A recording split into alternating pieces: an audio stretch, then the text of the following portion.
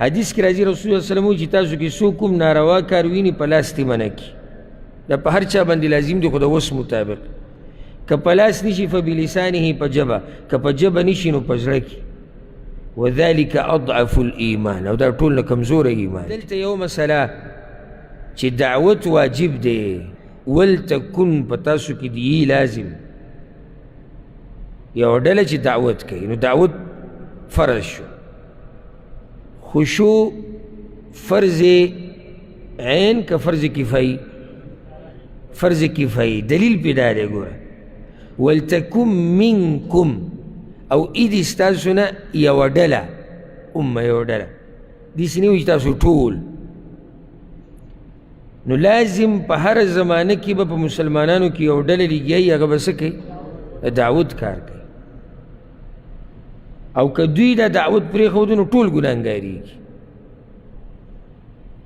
په دې کې دوه خبرې، یو فضیلت د علماو او د دعاتو چې هغوی په هغه ډله کې دي کومه ډله چې الله دلته ذکر کړې ده چې په تاسو کې دي یو ډله داسې وي، او د هغه دپاره خوشخبري دا ده چې هغه په دغه ډله کې دی.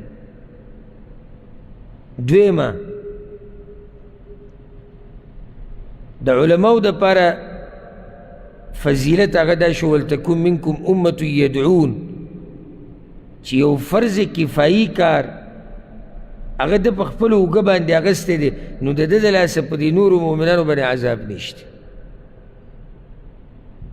بله مسله، حدیث کې راځي رسول الله صلی الله علیه وسلم چې تاسو کې څوک کوم ناروا کار ویني په لاس دې منع کړي. دا په هر چا باندې لازم دی خو د وس مطابق. که په لاس نشي فبلسانه په ژبه، که په ژبه نشي نو په زړه کې. وذلك اضعف الايمان، او دا ټول نه کمزوره ایمان دی. دا پکې ګوره کمزوره ایمان دی، نو چې د دې نه اخ وایي چې له هغه به کم ایمان وي.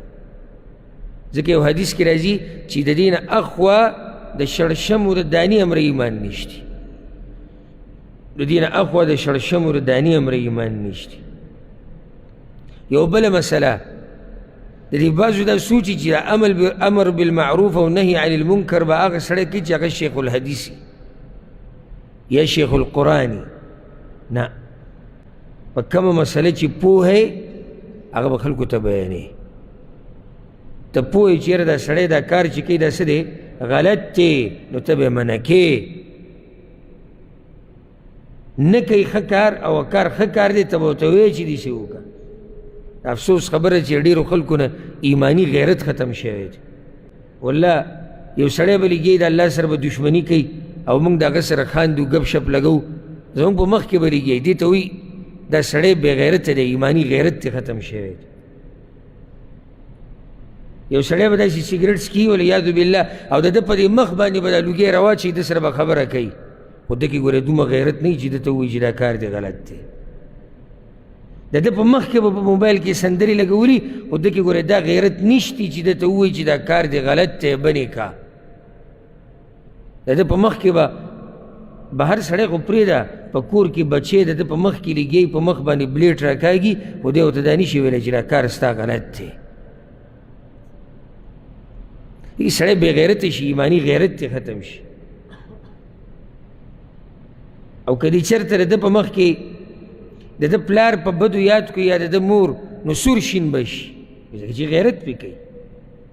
چې کوم سړی په الله باندې د الله په رسول د الله په دین غیرت کوي، نو هغه په دې خفه کېږي چې هغه په مخ کې دي نافرمانیانې د الله وشي یا د پیغمبر.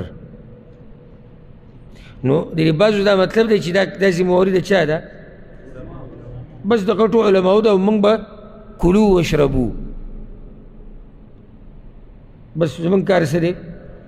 خوراک څښاک او ځان له پیسې او شوړه مضبوطه جوړه کړئ، جمع کړه چې کور پې جوړ کړي او غټ بلډینګ ودونه بچي ډېرول، زموږ کار به دی.